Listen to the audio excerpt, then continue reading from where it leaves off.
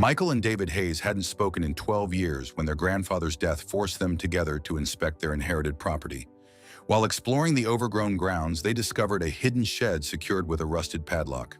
When they finally broke it open, both brothers stumbled backward with expressions that instantly transformed from curiosity to regret. The Hayes brothers stood on opposite sides of their grandfather's property, as distant in proximity as they had been in their lives for the past 12 years. Michael arrived first, his luxury sedan looking out of place on the gravel driveway. As the CEO of a tech company in San Francisco, he was accustomed to sleek surroundings, not this weathered estate with overgrown gardens. David pulled up later in his work truck, the logo of his Chicago construction company on the side.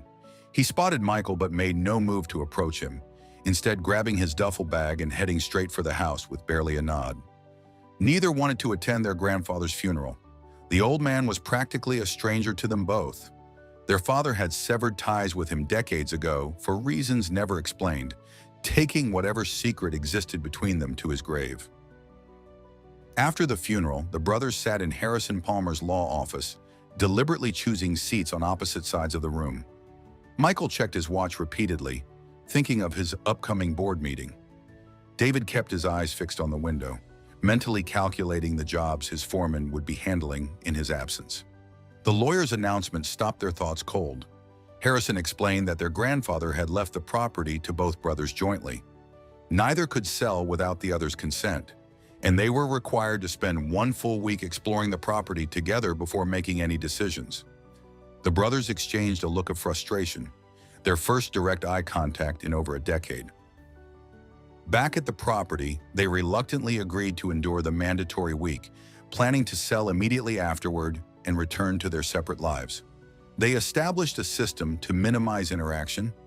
Michael would inventory the main house while David assessed the outbuildings and grounds. They worked in silence for 2 days, eating at different times and retiring to separate bedrooms. Their few exchanges were purely practical. The tension between them was palpable. The source of their estrangement loomed large in their shared silence.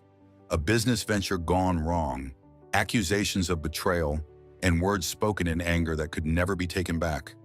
Michael had approached David 12 years ago with a technology idea for the construction industry. David invested his savings, only to watch Michael pivot the company in a direction that made millions, but left David's investment worthless. When confronted, Michael insisted he had made the right business decision.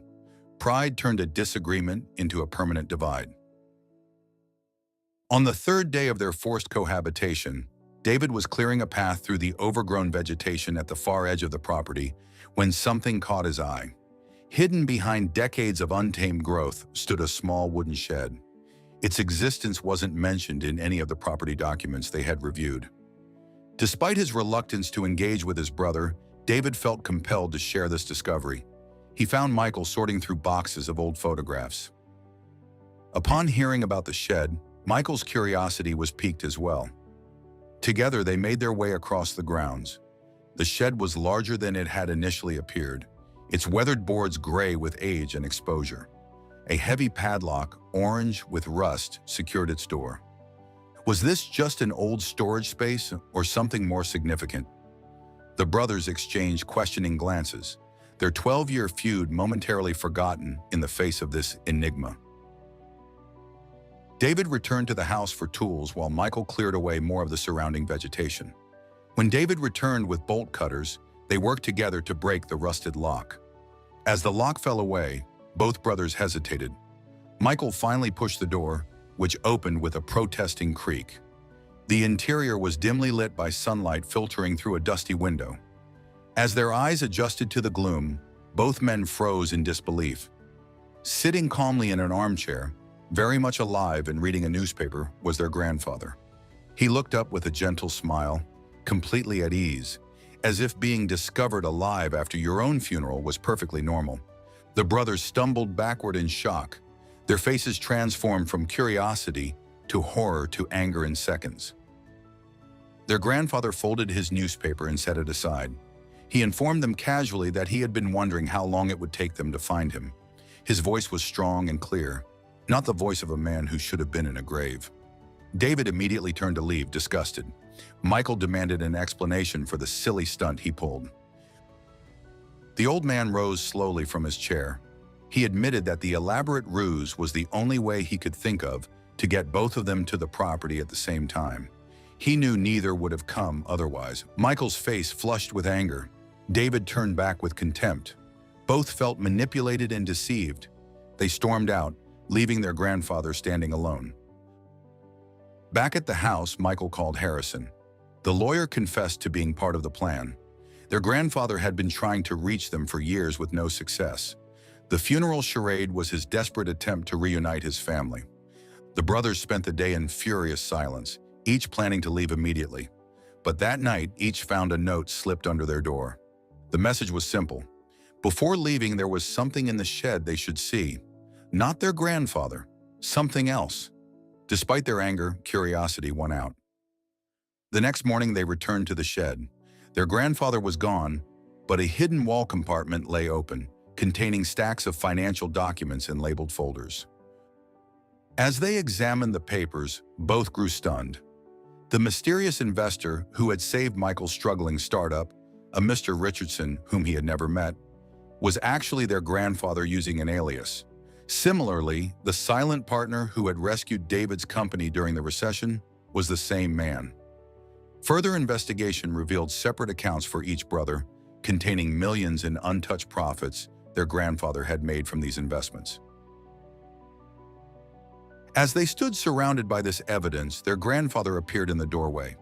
He explained he had respected their father's wish to stay out of their lives, but he couldn't watch them build remarkable lives while making the same mistake he and their father had made, letting pride destroy what mattered most. When asked about the rift with their father, their grandfather said that what happened had died with their father. What mattered was that he couldn't bear seeing history repeat itself with his grandsons. At first, the brothers wanted nothing to do with this manipulation, but as days passed, curiosity overcame anger. Their grandfather revealed how he had tried to be part of their lives from afar. David asked if the funeral had really been necessary. Their grandfather replied, "Would they have come if he had simply invited them?" Their silence answered for them. On their final day, instead of meeting Harrison to initiate the sale, they drafted new plans. The property would become a family retreat, where Michael's children and David's children could finally meet, and 3 generations could heal what had nearly been lost forever. As sunset approached, the 3 men stood together on the porch. David placed a hand on his grandfather's shoulder and acknowledged that some things are worth more than pride. He thanked him for not giving up. Michael placed a hand on his brother's shoulder, their first voluntary contact in 12 years. The gesture spoke volumes about the walls beginning to crumble between them. What had started as regret at unlocking a shed that revealed an uncomfortable truth became the key to something far more valuable, a second chance at family. The deception that angered them was ultimately an act of love from a man who had watched history repeating itself. And you, what lengths would you go to in order to heal a broken family? Would you have forgiven such a deception if it came from a place of love?